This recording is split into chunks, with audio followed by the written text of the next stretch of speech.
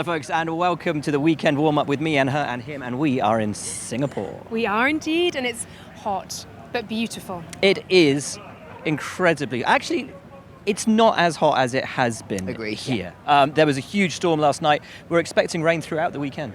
Yeah, and that should make it quite spicy. Shouldn't it, out there under the floodlights, the glare. But I'm glad that it's cooler. I'm so just happy to be here. Since 2019 is the last time we were here. Yeah. My favourite race on the calendar. You can see there's an extra spring in everyone's step. They've had an extra weekend off as well without the Russian Grand Prix as well. So really general nice vibe around here. They've needed that extra week as well, though, haven't they, in order to prepare for this most intense, most physical and mentally challenging race of the season. Yeah, the flyaways have begun, haven't they? I'm going to say it's hot, but you're still wearing a jacket, Will. I know. You're making me feel warm just looking at you. Covering the sweat patches. It's my, well, yeah, true. It's my first time in Singapore, so I have a very big spring in my step. I'm so excited to be here and to see this race in all its glory, under the night lights, hot, humid, sticky. It's going to be great. And yes, indeed, that triple header, I think, really tired people out. And so F1 had a bit of a break, although the driver market did not have any sort of break whatsoever. 3 big announcements in that time, but here we are in Singapore, and the final part, it seems, of this crazy season so far. Shall we roll back to Monza quickly, Lawrence? You can do your thing, your 1-minute review. Well, normally, of course, it is me, but I wasn't in Monza, of course. I had a nice weekend off. So Laura was in Monza. I wasn't in Monza in a professional capacity. But you were there. So yeah, which but I had a beer in my hand, so... By default, mate, it's going to have to be you. But I'm terrible at these. Come on, Well, you got this. you know, practice makes perfect. Okay. Has anyone got a clock? Work on your weaknesses. No, I actually haven't. All right. We've got a timer on it? Well, we'll just... I'll time it going to on run my over a watch. minute. Right, Right, 3, 2, 1, go. Go. Charles Leclerc was on pole, but he didn't win the race. Max Verstappen did. Ferrari's strategy, was it the right strategy? Did they drop the ball a little bit? Was there anything that they could have done about the Red Bulls? Not really.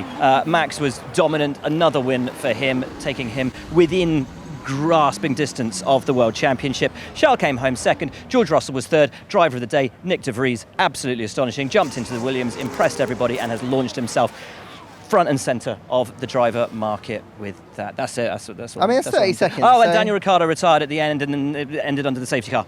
And everyone got really upset about it, despite the fact that everything was done properly. And Carlos had a really good drive from the back to fourth. He did.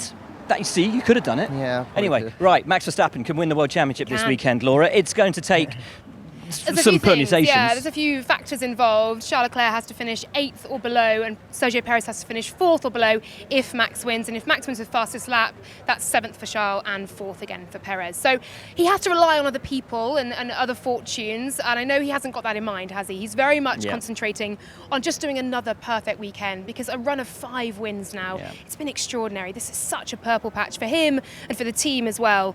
It's been mightily impressive to watch from afar, just how dialed in Max Verstappen is, Red Bull are, the car is, the strategy is, everything seems to be going their way. Perfect. Why don't we hear from the man who can take his second World Championship this weekend? You can wrap it up this weekend. Are you thinking about that at all? Not really, to be honest. I mean, it's quite a long shot, and everything needs to go really perfect from our side, and we need luck from the other side as well. So from my side, I'm just focusing on a good weekend and trying to just have a good car balance around here, because we haven't been here in a while, so we'll need to get up to speed a little bit. And it hasn't traditionally been a Red Bull circuit recently, not that we've been here all that recently, but seemingly every circuit, almost every circuit this year has been a Red Bull circuit. Are you confident coming here? It's been mainly in the race that, lately we have been really strong, but we know that qualifying here is super important, and passing around here is going to be very tough. So we really have to make sure that we are quick over one lap. We find ourselves now neatly between Ferrari and Mercedes. Quick work there, JP. Good work. Nice. I don't know what's going between on. Ferrari and Mercedes, and sort of the general consensus in the paddock seems to be that it might be one of these teams' weekends.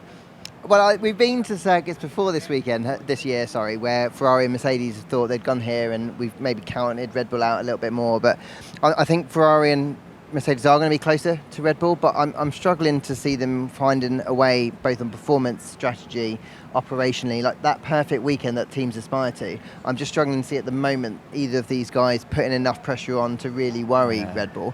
But I do think it's pretty exciting that Ferrari should be much closer this weekend, both with 2 drivers operating at a very high level, And I think that, that's the best case scenario. They can try and use some strategy options to try and unsettle Max Verstappen at Red Bull. Ferrari, strategy options. I was talking to Charles earlier today. He said the one thing he wants for the rest of the season is just to move beyond the mistakes, not to make any mistakes for the rest of the year. That's what he's not even talking about wins, just brush out the mistakes. I think I made the point in Zandvoort that the more we focus and talk about the mistakes, it seems the more mistakes that Ferrari are beginning to make. It's this vicious circle of just it's all your error. Fault. It's not. The it's more not you talk about it, we're all to blame. We're all enabling this Ferrari, catastrophe, as it were. But I just think now they just need that clean weekend, like we said. No mistakes. Stop focusing on them. Stop talking about them, and just knuckle down and get the job done. I've got a lovely bit of aircon just blowing my hair in the breeze here. But yes, Ferrari just need just a quiet weekend where we're not focusing on them. We're only focusing on the good stuff, really. Mercedes. Lewis has said he's not focused on the whole winning a race every season of his career. He's not bothered about it, which means he probably is. He wants it. They want that win. George has said the win is the most important thing for him. He doesn't care about finishing second in the championship. They just want that win this year. I think from a morale perspective, it's really important that Mercedes do at some point this year manage to get that win on the board. They've been closer, in the last few races to achieving that feat. And they will come here when they, if you pull a calendar out, you'd probably look at Singapore, you look at Mexico, you look at maybe Brazil for these guys and think, okay, those are winnable races if we're going to have a chance. I think it's super important for Lewis to get a win this year, regardless of what he's saying about it, because I think it's been a tough year for him. He's not had this kind of year since pre-Mercedes. Yeah. So for him, I think it's important for him to get that, not as a confirmation, but just something that will help him hit into next year on the front foot. I put this to George Russell earlier. Is this the race where they can do it? Is the paddock perceived wisdom right to place them as favourites this weekend? Maybe not favourites, but in with a decent shot. Definitely one of probably the most challenging races of the year. I think 23 corners, non-stop, no rest, the heat, humidity, street circuit. All adds up to making it very tough. And obviously it's the longest race of the season. So it's it's a unique one. It's a challenge and one that I'm excited for. The sort of perceived wisdom is that Mercedes might be in with a shot this weekend. Is that how you guys are feeling? We have no idea. And I think we'll be able to tell you after about 3 laps on track tomorrow. So I hope we get on track and the car feels good. And it's quite interesting. You know so early. In Zandvoort, it's probably our most competitive race of the season. Lewis and I knew after 2 or 3 laps this was going to be a strong weekend for us. And obviously it's a bit different here. The track's going to be getting rubbered in. It's not been driven on for 3 years, so it's going to be quite dirty and low grip. And you have to evolve with the circuit. You could have a good Friday, but the track's going to be different again on Saturday, different again on Sunday. There's always safety cars here adapting to the strategy. It's not a straightforward race, but it should be better than what we saw in Monza and Spa. So to the battle for fourth in the Constructors' Championship, and we stand outside Alpine, where Fernando Alonso, Laura, has an anniversary. He does. 350 races he is celebrating. An absolutely extraordinary number, huge. Isn't it? Yeah. I mean, the memories, the legacy that he leaves. And actually, I was out and about last night, just sort of sampling the Singapore nightlife, my first time here. I saw him just wandering around Clark Quay. He looked completely lost as well. I felt like going over again, are you all right? But completely lost, just wandering about. And seemingly undercover. Nobody really was noticing him. That would be nice for him, because he posted on social earlier today being absolutely mobbed. Oh, did he? So, yeah. Amazing. I think he was very much head down, get to where he needed to go. But just funny to see an F1 driver in the wild. Yes. But yeah, what a weekend for him. And I think Alpine will really be looking to continue the early momentum they had before Italy. I know that perhaps wasn't the race weekend for certainly Fernando Alonso, but they have been looking so good together as a team, sort of off the track stuff aside. And Fernando Alonso and Esteban Ocon will be looking now to push on here on this track. Fernando was saying that he believes the best moment of his career is yet to come. I love that eternal optimism. And I genuinely think when he says that, he believes it. He genuinely believes it. And I think that's why, he signed this new deal with Aston Martin. Why I think if he could drive in Formula 1 forever, someone said that to me yesterday, if he could drive in Formula 1 forever, he would. And so I just love that he's around, driving at such a high level. And he's got a car at the moment that can compete. New floor here. There's going to be new bits coming all the way to Austin as well. They've done so it's well been with relentless. their upgrade package, haven't they? All the way through and the year. each time they've bought it, it's worked. So it's delivering on track lap time. A lot of talk still about the driver market and who will race alongside Esteban Ocon next year at Alpine. A lot of talk that it's going to be Gasly. That hasn't disappeared, has it? It hasn't. I think he's saying that it will be decided in the next few weeks. When Tsunoda, of course, was announced as the driver for AlphaTauri next year, it was interesting to see that Pierre Gasly's name wasn't mentioned as his teammate within the release. I did not notice that. Yeah, interesting to see that. So that leaves a bit of a door open still for this potential Alpine switch for Pierre Gasly. Right, let's go to McLaren next up because, of course, Mr. Piastri is moving to McLaren, thus leaving them driverless for next year. They've got a new car this weekend, not just in terms of its livery, but actually a big upgrade package, although only Lando is going to have it. I think it's been a difficult season for McLaren in terms of development. They've brought packages to certain races, so it's good that at this point in the season they are still feel they're able to keep pushing. Obviously this would have been in the pipeline for a while, but they need that extra step at the moment because Alpine have kind of been gapping them for the last few races now. And okay, fine, it's only on Lando's car, but you've got to put it ultimately on the car that is performing the strongest at the minute, and obviously with Daniel not being there next year, you'd want to put it on his car. But this is a good circuit where I think they'll get a good read of it ahead of the next few races. You know, Monza and Spa probably wouldn't have been that useful. So it'll be interesting to see whether they can close that gap, because we want to be talking about that fight between McLaren and Alpine over the next couple of races. Is Daniel upset not to have the upgrade package this weekend? Actually, he just hopes it goes really fast. A new look car in the garage this weekend, but it's not yours. For that. I thought you meant the livery. No, the livery's nice, but Yeah. also new bits on Lando's side. Is that a frustration for you that you won't get it until Japan, or actually is it quite helpful that you'll be able to have a direct comparison between the two? Let's see how the results are this weekend. But I'm also like, well, you know, if the new package is a ton quicker, then it's like, all right, it actually makes me excited for Japan. But it's really, look, there was, with resources and time, that was how it went this weekend. And it's obviously with a view of this developments for 2023. So obviously the fact that Lando's going to be here with the team and I'm not, that's ultimately why he's got it, 1 week before me. But we will get some back-to-backs. I mean, it's a weird one because I obviously want to have a good weekend and want to be quick here.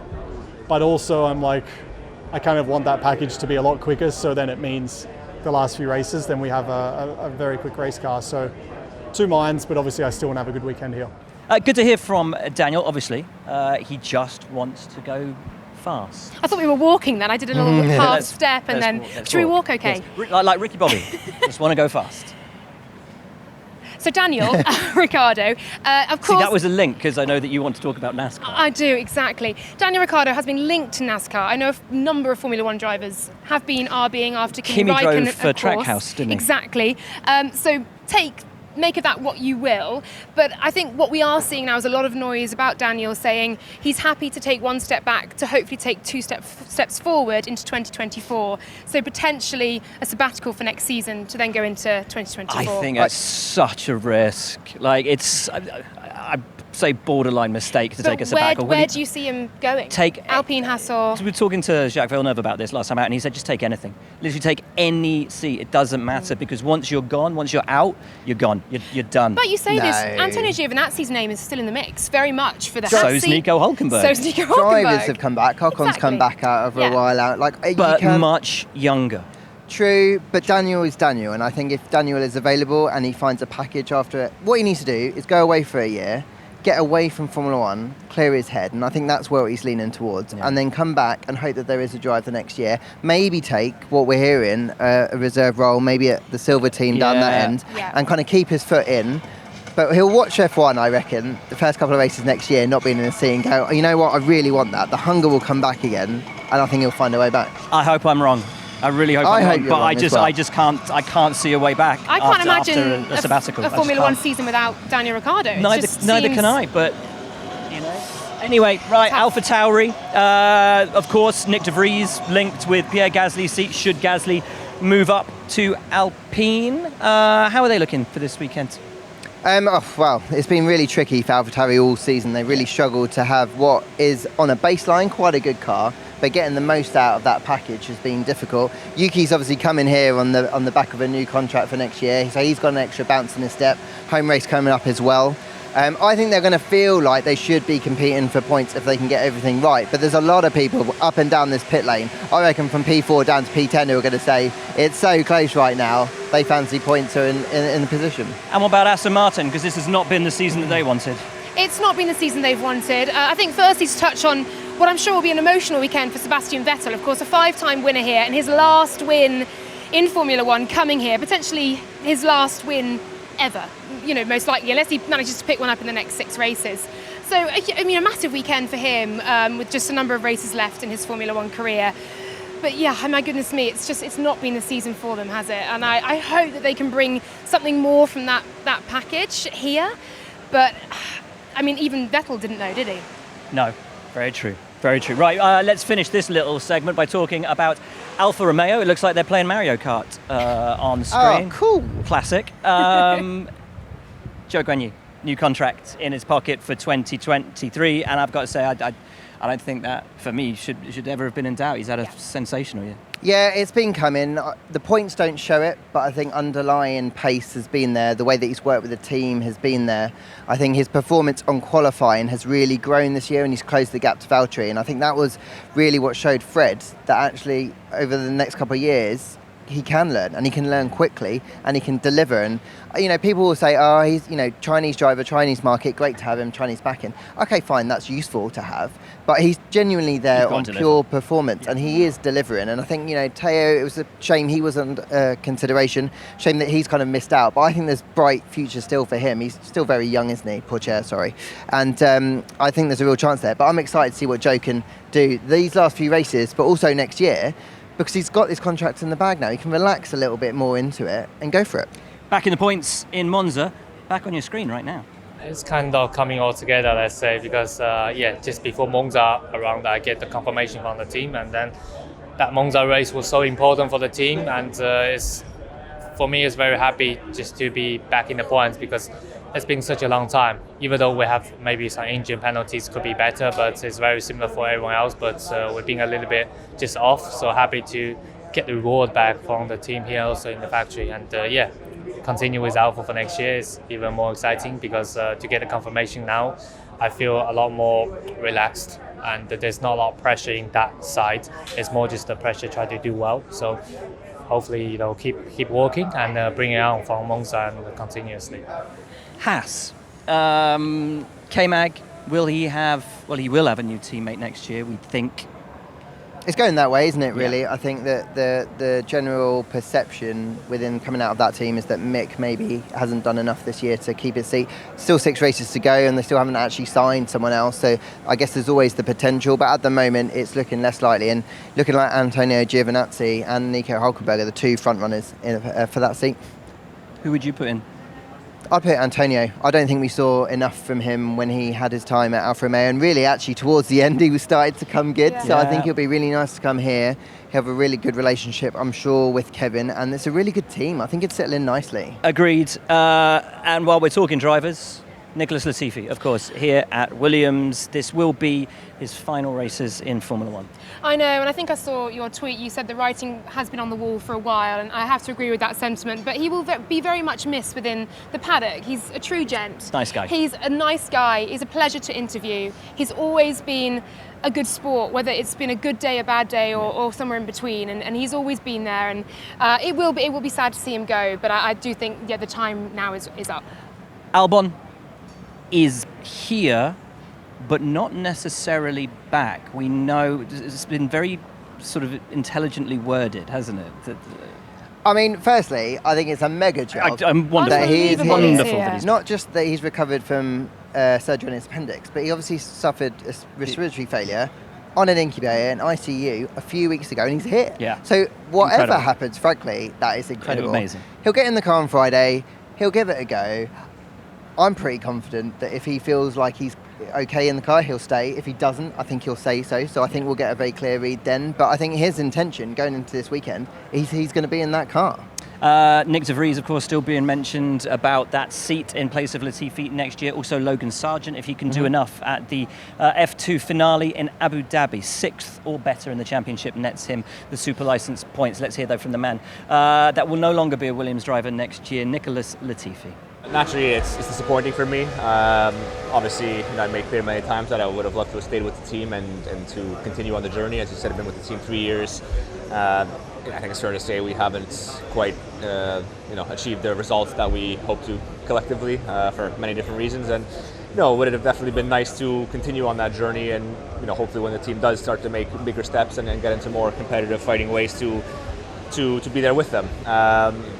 But I understand the decision. I mean, at the end of the day, it's a results-based industry, performance-based industry, and unfortunately this year it didn't work out for many different reasons. I've spoken about some of the struggles I had earlier in the year. There's some things that were in my control, some things that were out of my control. That's always how it's going to go in this sport. But yeah, I just didn't get the results that were needed. It was never going to be over the case of one strong performance, one great points result or not. So yeah, I understand the decision. I accepted the decision, and just need to kind of focus now on firstly focus on the last 6 races and kind of ending this, let's say, chapter of my career with Williams on a high, and then focus on what's next for my career.